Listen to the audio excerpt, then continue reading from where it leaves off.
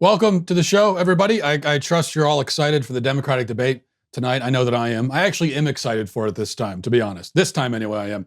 And for one thing, I'm looking forward to the spectacle of a Democratic debate featuring not one, but two billionaires. Two billionaires. Actually, I'm not sure if Steyer made the cut this time around. I hope that he did, because either way, there are two billionaires in the field vying for the Democratic nomination. So you got two billionaires, a bunch of millionaires, bunch of white people, and that's it, right? Basically, the Democratic field looks exactly like the kind of party that the Democrats accuse the Republicans of being, and that's great. I do expect tonight, for just a very brief preview, that the phrase buying the election, the accusation of buying the election, will be uttered quite a bit. All of the mere millionaires on stage will valiantly stand up against the billionaire or billionaires and accuse them of buying the election. But keep in mind, as the millionaires complain about the billionaire buying the election, that they aren't upset about elections being bought per se. They have no problem with that. It's just they're upset about somebody buying an election with their own money. That's the issue. For Sanders and Warren, of course, their preferred method is to buy the election by bribing voters with other people's money. So they want to use your money to bribe the voters, and that's their issue. Bloomberg, at least, has the decency to bribe folks with his own money, and that's the thing that I think offends the Warrens and the Sanders of the world. So remember that tonight. You know, nobody has ever attempted to buy an election as brazenly as especially Bernie Sanders is attempting to buy it, by promising free everything, basically. It's just that, again, he's using your money to do it. The idea that somebody would use their own money to do anything is very offensive to Bernie Sanders. So I'm sure we'll hear a lot about that tonight. Okay, enough about the debate for now. I want to talk about narcissism, a not unrelated topic, to be sure. And that's going to be the theme of the show today, or at least of the first couple of things that we talk about. I believe that narcissism is the great plague of modern society.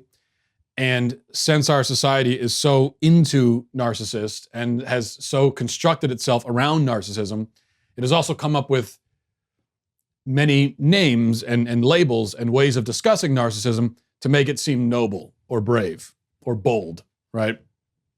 Now, I think it may help to begin with a definition. I don't always trust websites like Psychology Today, but in this case, I think Psychology Today provides a pretty good description of what narcissism is. Here's what the site says. Narcissism is characterized by, it says, a hunger for appreciation or admiration, a sense of specialness, and a desire to be the center of attention, and an expectation of special treatment reflecting perceived higher status. Okay, so that's narcissism. Now, here's a great example of it, in my view. There's this video that's gone viral online. It's a video of somebody, a woman, I think, I could be wrong, performing a bit of poetry about her struggles with trying to get her haircut as a, quote, non-binary person. And this is being hailed as, like I said, noble, brave, bold, beautiful. But really, I could just not imagine a better illustration of narcissism. In fact, it would not be an exaggeration to say that this poem that I'll play for you right now is perhaps the most powerful poem about narcissism that I've ever heard. So without further ado, here it is. Watch this. I need a haircut. So option one is the salon. That womanly world of perfumed femininity with which I feel like I have little affinity. Or option two is the barbers, which isn't much better since this voice and these swells in my chest make me feel like an infiltrator. But barbers or salon when I get to the chair. Before we can even touch on my hair, there's this question which hangs there unuttered and awkward, then made all the more awkward when they say, I know this is awkward. And through the mirror they ask if I'm a boy or a girl. Am I trans? Am I gay? And I don't know what to say. Sometimes I pick my labels to make other people feel okay. But it's never enough to say where I'd like to be trimmed or shaved. They need to know my sex, how how else can they charge the appropriate rate? I'm sure you've seen the signs. Gents trim £5, women's trim 9. It doesn't matter how I define anyway, when the hair on our head's charged by what's between our legs, and as usual, there always seems to be a higher price to pay for those who are female. You see, what you saw there, that's not a poem about being non-binary, mostly because there's no such thing as being non-binary. That doesn't exist. That's a poem about, as I said, being a narcissist. And we'll talk more about that in a moment. But first, a word from Vincero Watches. With this new year, it's time to get started on improving yourself. And no one knows that better than one of my favorite sponsors. I tell you about them all the time, Vincero. These guys, they just know how important it is to look and feel your best. And they're here to help you stay motivated through 2020 and beyond. If you're looking to upgrade your look, you don't have to waste money on a cheap cookie cutter watch that doesn't get you noticed. And getting a watch is a great way to kind of upgrade it, class things up a little bit. And if you do it with Vincero, then you know that these are going to be affordable options, but not cheap. And there is a difference between those two things. Finding a watch that's stylish, bold, and built to last can cost a pretty penny. That's why Vincero Watches is changing that. They believe that you deserve to look good, no matter your budget. You deserve better than settling for something that's underwhelming or that looks cheap. So head over to vincerowatches.com/Walsh. You can check out my favorite picks, take advantage of my special discount while you shop, and remember to use code Walsh. Vincero understands the frustrations of online shopping. These guys, they really get it, and that's why they make it as easy as possible for you. Vincero offers free shipping, 30-day returns, which means, you could try it on. If you don't like it, you can send it back, but I think you will like it. But there's always that option. It's stress-free shopping with fair and honest prices. And it just gives you what you need. And this is why, if you don't believe me, you don't have to believe me, don't trust me, go check out Vincero's 5-star reviews on their site. They've got over 20,000 of them. So just trust the people that have bought these watches and can tell you about it. This is something that you'll use, and this is a timepiece that will last, as they should. So this deal is really too good to pass up. You get the year started the right way. Go to vincerowatches.com/Walsh and use my discount code Walsh for a discount at checkout. Do not pay full price on these beautiful timepieces. You don't need to. Use my code Walsh at checkout. Again, that's vincerowatches.com. All right. So you saw the video, the poem, and this is the kind of thing that these days we're supposed to approach with hushed reverence and say, shh, everyone, listen. She's talking about her lived experience. This is profound and meaningful. When really almost everybody is rolling their eyes, at least internally. Maybe not externally because they think they're not allowed to. They think that's not the right, that's a terrible and bigoted reaction. It's not. It's the right reaction. Let's talk about why. First of all, this person says that her identity, as complex and fascinating and poetic as it is, just can't be described by or contained by the labels male or female. It's just, that's not enough. She needs something other than that. Well, no, she doesn't, because nobody is other than that. You're either male or female. Okay, in her case, female, I think. Now, you can be a female who prefers short hair and baggy clothes. That's fine. That has absolutely nothing to do with your status as male or female.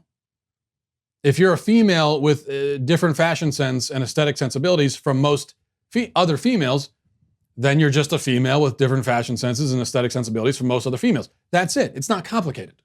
We don't need a whole new category to describe you. You're still a female, just a female, and that's fine. It really is. Or you're a male, and that's fine too. Everybody is one or the other. It is indeed a binary system. That's what a binary system is, where everyone or everything in the system is one thing or another. And that's how it is for members of the human species. It is definitely a binary system. There is no third sex. It doesn't exist. Now, there are people of either sex, a small minority, who suffer from deformities or abnormalities, but those are deformities and abnormalities within the binary.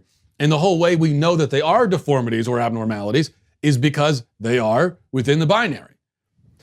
But some people have convinced themselves that these so-called traditional labels, these standard categories, are just too small, too shallow, too boring, too routine to contain them and their enormity.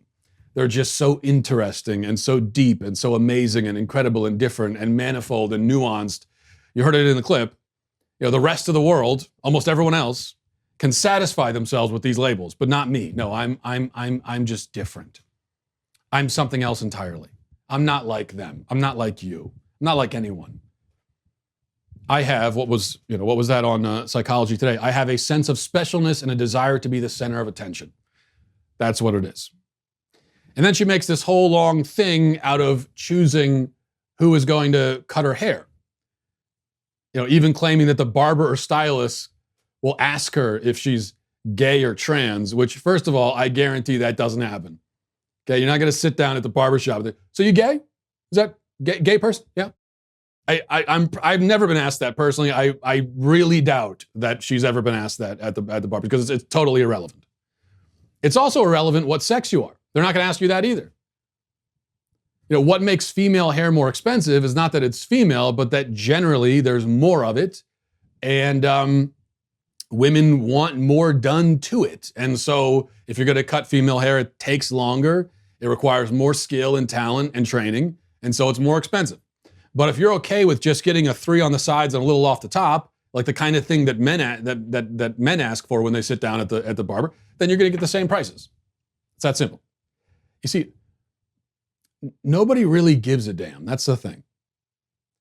This person is imagining a scenario where the whole world is hanging on the edge of its seat, wanting to know what she'll do. What kind of haircut is she going to get? But nobody gives a damn. That's the thing. Just get over yourself. That's the answer most of the time when you see this stuff. I'm non-binary. No, just get over yourself. Get over yourself. And get the kind of cut you want and shut up about it. That's it. Nobody cares. This is a realization that we could all benefit from. Something that we all need to keep in mind, I think. Even those of us who are not necessarily inclined to write slam poetry about our experiences at the barbershop, we could still bear this in mind too, and that is that when it comes down to it, almost nobody actually cares what we're doing 99% of the time.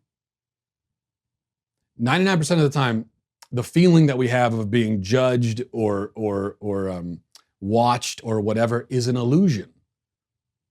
Nobody is judging because nobody cares. And even the ones who are judging, which does happen sometimes, they don't really care that much. They're going to forget about it 10 seconds later. They're not going to go about their day thinking about you. So when you walk into a room and you think, oh no, what are people going to think about me and what I'm doing and what I feel and what I say? What are people going to think? The answer is almost nothing. They're going to think almost nothing about it because they're just as absorbed in their own ego as you are in yours. I'm not sure if that's much of a comfort. It certainly isn't, doesn't tell us anything great about the nature of humanity, but that's the way it is. It's the truth. Okay. All right, more to talk about, but first, it's hard to imagine, but there was a time, a long time ago, when if somebody was knocking on your door, you had to physically be there. And if you weren't there, then they would just go away and you would never know who was there. That's way back in the dark ages. But as someone who's had Ring for a long time now, I can't imagine going back to that. Because Ring, it gives you peace of mind, the convenience that comes with it. And it just makes not only your home, but it makes neighborhoods safer. Now, you probably know with Ring about their smart video doorbells. That's what most people know them for, and the cameras that protect millions of people everywhere. Ring helps you to stay connected to your home anywhere in the world. So if there's a package delivery or a surprise visitor, you'll get an alert and you'll be able to see, hear, and speak to them all from your phone from anywhere in the world. Doesn't matter where you are. You don't have to be there. That's the point. And this, what I always go back to is the convenience factor of it, which of course is a big thing, but also the peace of mind and the security of knowing that you've got an eye on things and you know who's at your house because you have a right to know that information. As a subscriber, you have a special offer on a Ring welcome kit available right now at ring.com/Walsh. The kit includes a video doorbell and Chime Pro, which is just what you need to start building a ring of security around your home today. Go to ring.com/Walsh. That's ring.com/Walsh. By the way, this was pretty good. Elizabeth Warren, she was, I think, talking to a culinary union yesterday, trying her best to pander. And you know, sometimes it goes off the rails when Elizabeth Warren tries to pander, because she's trying to approximate what normal people say, but it doesn't always work out, because she's got a little bit of a robotic Hillary Clinton thing going on with her. And so this is what she came up with. Watch. And when you've got a mess and you really need it cleaned up, call a woman to get the job done. Yes, when you need something cleaned, call a woman. That's actually what she said. And as a husband, it's not very often I agree with Elizabeth Warren, or I have the inclination to shout amen. But as a husband, I do. I have to say amen to that. Yes, ma'am, I totally agree. And that is generally my strategy as well. My wife's not a big fan of that being my strategy, but hey, now I have the endorsement of Elizabeth Warren. Elizabeth Warren said, you want it done, you got to call a woman. That's the enlightened thing to do. I just never realized, I guess, that Elizabeth Warren is a trad wife. So that's the headline here. Personally, I really hope she gives a speech sometime at like a Subway restaurant. If you need a sandwich made, call a woman. Good stuff from Elizabeth Warren. Okay, so I'm gonna moving on here. I wanted to defend Jake Paul for a minute. Defend him against narcissists, because that's the theme today, of course. Jake Paul, famous YouTuber, the kids tell me, got himself in trouble on Monday because he tweeted about anxiety. And what we know about things like anxiety and depression is that if you're going to wade into these waters and say anything at all about these subjects, it better be something that adheres very strictly to modern orthodox thinking on these subjects. Because if not, you're going to have a whole bunch of narcissists jumping down your throat, telling you that you aren't qualified to talk about these things, implying that they are somehow, never explaining why they are, but you're not qualified, they are, and they're going to let you know it. Well, Jake Paul didn't realize this, so he said in a tweet, which I believe has since been deleted, he said, "Remember, anxiety is created by you. Sometimes you got to let life play out and remind yourself to be happy and that the answers will come. Chill your mind out, go for a walk, talk to a friend." That was the tweet. It's been deleted. I don't know if he's apologized yet. Probably will if he hasn't yet, I imagine. And it provoked thousands of snide, condescending, angry reactions from people basically going, "You don't know anything about anxiety the way that I've experienced it. I'm an anxiety expert. Your thoughts are so shallow, you fool. If only you were as deep and interesting and tortured a soul as me, then you'd realize all of your thoughts about anxiety are wrong because they're not like mine." Newsweek has compiled some tweets reacting to the Jake Paul tweet, which, because this is how news is reported these days, I'm not going to read any of them. It doesn't really matter. The point is that people are angry that he said this about anxiety. But first of all, I think it's relevant to point out that he's exactly right.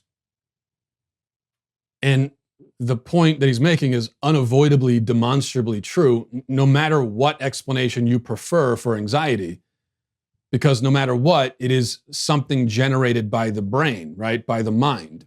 Doesn't mean it's your fault, but it is generated by the self. I mean, what other option would there be? If anxiety is not created by you, then who is it created by? The only other option I could think of is some kind of spiritual warfare thing where you're blaming it on the devil. Now, I believe in spiritual warfare, and even I don't think that.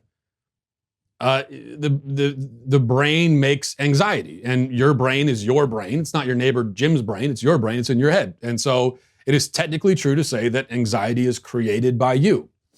That's not the same thing as blaming you. It's not an insult either.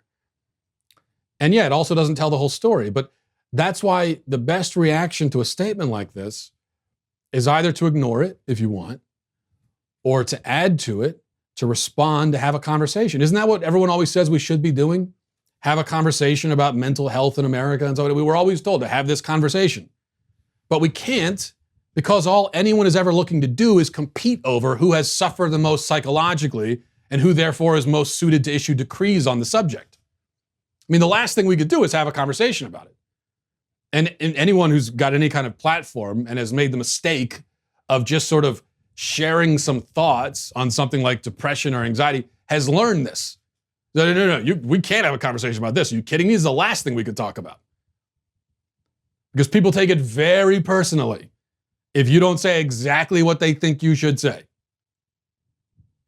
People are very protective of their anxiety and their depression. And if you dare say anything that is not 100% what they want you to say, they are going to lose their minds over it. That's the way it goes. But there is nonetheless a lot of truth to what Jake Paul said. Of course, anxiety is self-generated in whatever way, in some way. That's of course the case. And of course, taking a walk and relaxing can help. Of course it can. It can help anybody, no matter how severe your anxiety is. And I say that as somebody who has a lot of anxiety. Does that give me special permission or special credentials to talk about this? Is this a competition? Am I saying I have more anxiety than you, so you have to listen to me? No. It's not special. All humans have anxiety, and a lot of it. It is an essential aspect of the human condition. It is inseparable from our existence as people. Anxiety comes, I think, at bottom from the fact that we are mortal beings. We are aware of our mortality. We are aware of time. We are aware of the past and the future, and that we are situated always somewhat precariously at the nexus of those 2 points. Anxiety comes from wanting and not having, from having and fearing that you'll lose what you have, from fears of things you know about and things you don't know about, from disappointment and regret and guilt, and et cetera, et cetera, et cetera. Anxiety comes from a lot of things, and it mixes together into an unholy stew in your mind. That's what anxiety is. Now, before you claim, oh no, that's just regular anxiety. You don't know what it's like to have irregular anxiety. Clinical anxiety like me, you don't know what that's like. Well, how in the hell could you possibly know that your anxiety is more serious or worse or whatever than anybody else's? There's all these assumptions people make. How in the hell could you possibly know that Jake Paul's experience of anxiety is less instructive, less severe, less valuable, or whatever than yours? I'll tell you, you can't. You just can't. I mean, you have no idea what you're talking about because you can't be inside someone else's mind. You have absolutely no idea what's going on inside there. All you can assume is that when it comes to something like anxiety, everyone basically knows where you're coming from because you're a person and so are they.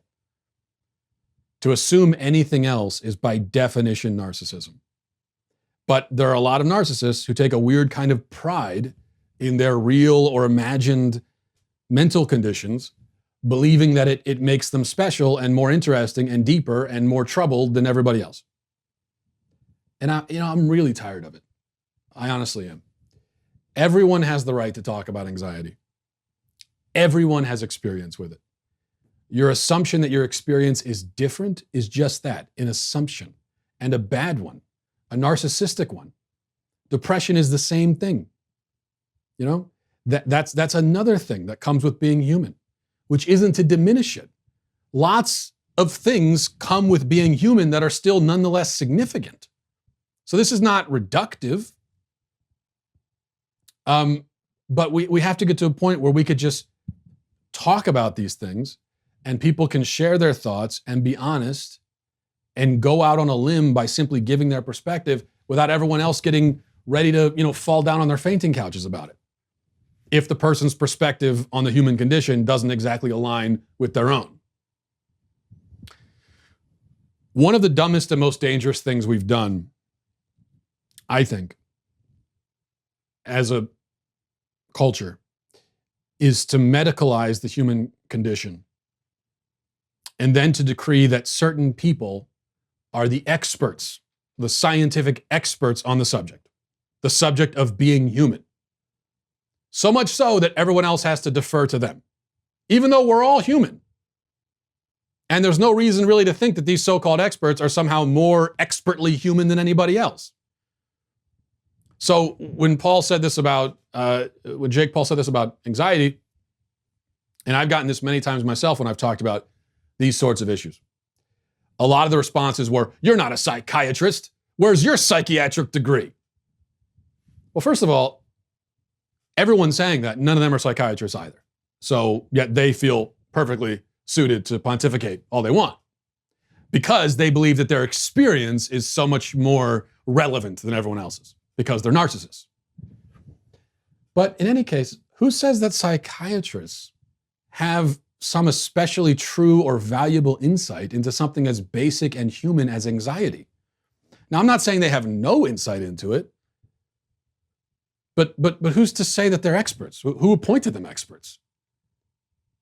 I mean, what? So psychiatrists have solved anxiety after all, thousands of years of human civilization, of people writing and thinking and talking about anxiety. Psychiatrists came along and in 50 years they solved it. Yep, they're experts. They got it. Listen to them. I would have an easier time deferring to certain philosophers on the issue of anxiety than I would psychiatrists.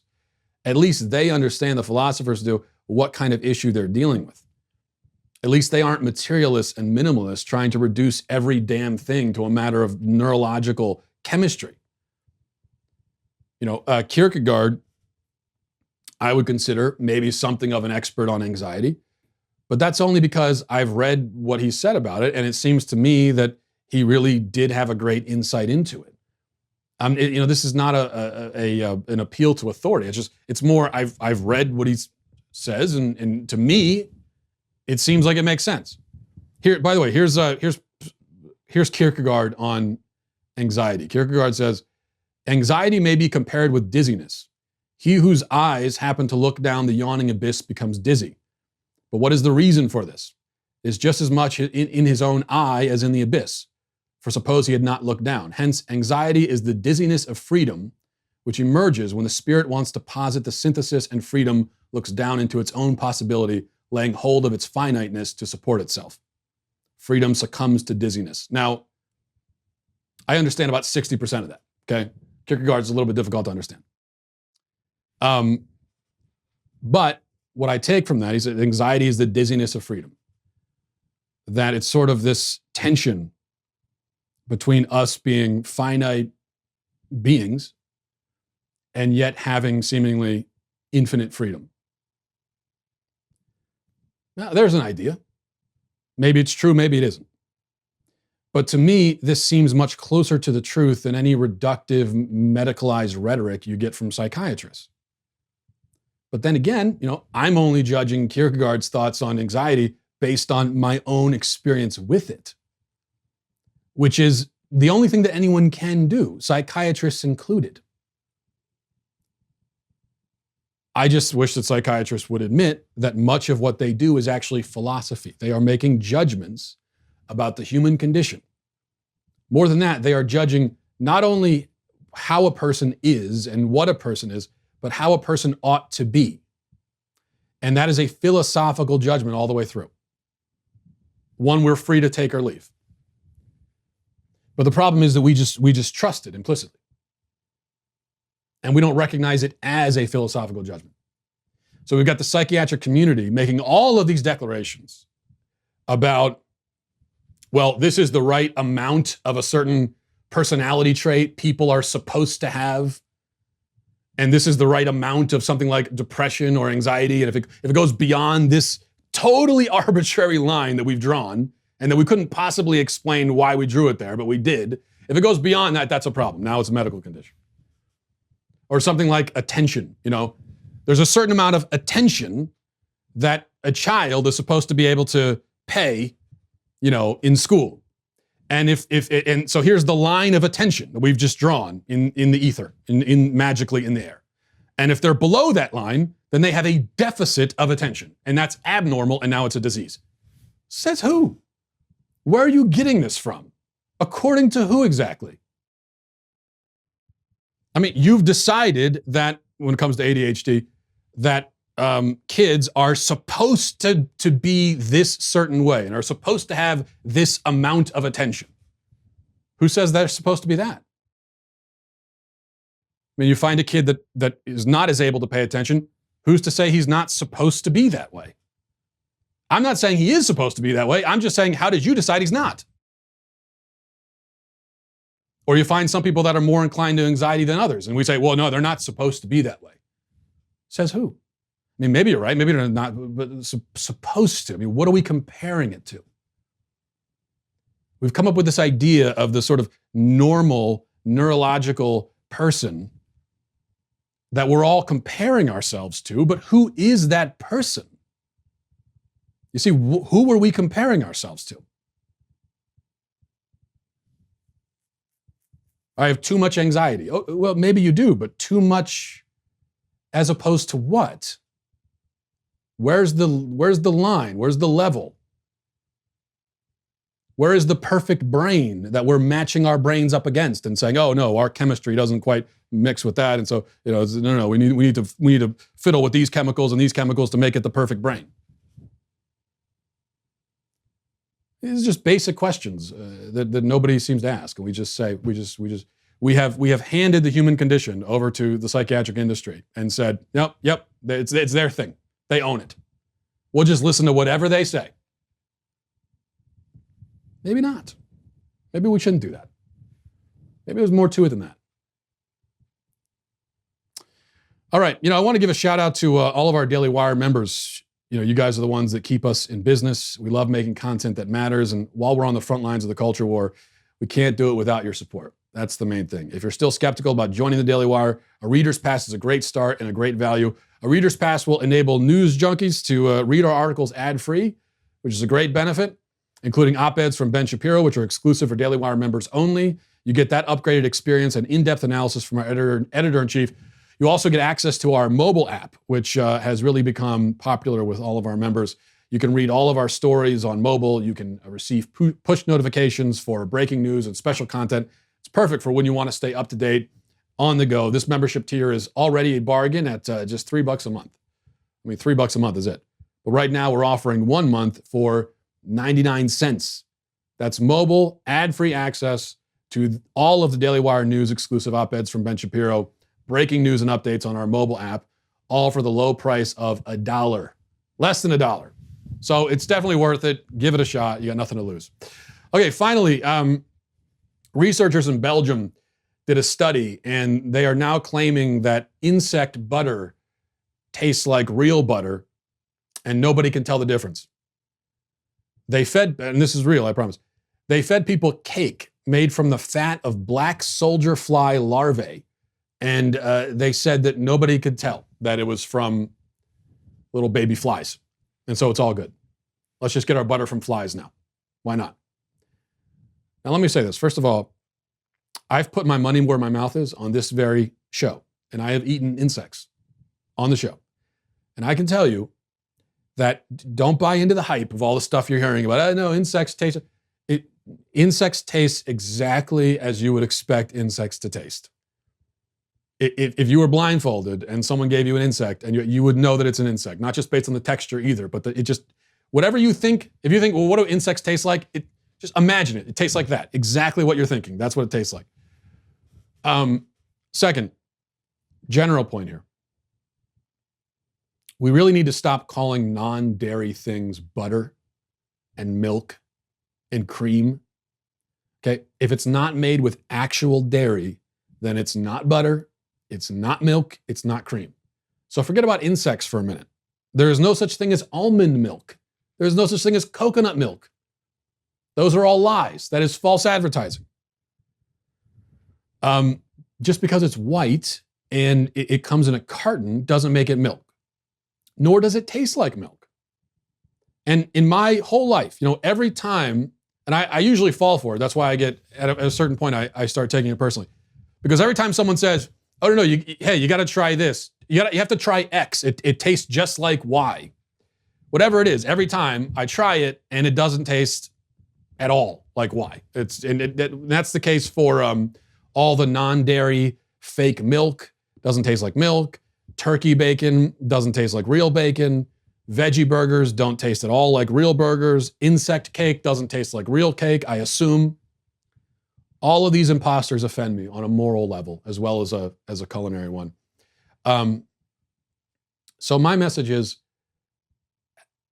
have the courage to be what you are and to embrace it, okay? If you're a jug of coconut drippings, which is what coconut milk really is, then that's what you should call yourself. If you're a pack of flavorless turkey strips, call yourself that, not bacon. If you're insect goop, then call yourself insect goop, not butter. Let's all have the courage to be who we are.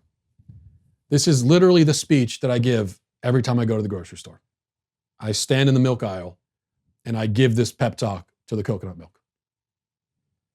It's at the point now where they just call the police every time I walk in the door. It's a whole thing. Anyway, that's my inspirational message for the day. Hope you guys have a great day.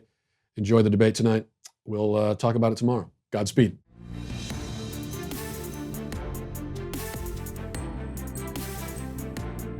The Matt Walsh Show is produced by Sean Hampton, executive producer Jeremy Boring, supervising producer Mathis Glover, supervising producer Robert Sterling, technical producer Austin Stevens, editor Danny D'Amico, audio mixer Robin Fenderson. The Matt Walsh Show is a Daily Wire production, copyright Daily Wire 2020. Hey everybody, it's Andrew Klavan, host of The Andrew Klavan Show. You know, some people are depressed because the American Republic is collapsing, the end of days is approaching, and the moon has turned to blood. But on The Andrew Klavan Show, that's where the fun just gets started. So come on over to The Andrew Klavan Show and laugh your way through the apocalypse with me, Andrew Klavan.